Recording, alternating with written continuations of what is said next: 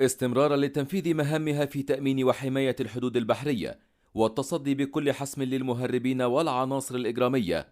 التي تستهدف النيل من مقدرات الوطن والتعدي على المياه الإقليمية المصرية. نجحت عناصر من القوات البحرية بالتعاون مع وزارة الداخلية من إحباط محاولة لتهريب كميات كبيرة من المواد المخدرة إلى داخل البلاد عبر البحر الأحمر على متن مركب إيراني اخترق المياه الإقليمية، حيث تم دفع عناصر من القوات البحرية وشرطة المسطحات المائية، والتي نفذت حق الزيارة والتفتيش على المركب بناء على ما ورد من معلومات تفيد بتواجد مركب مشتبه به في المياه الإقليمية المصرية بالبحر الأحمر،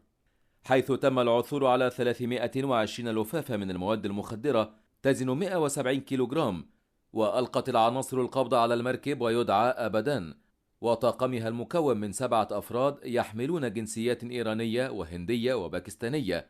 وتسليم المضبوطات إلى جهات الاختصاص لاتخاذ الإجراءات القانونية حيالها.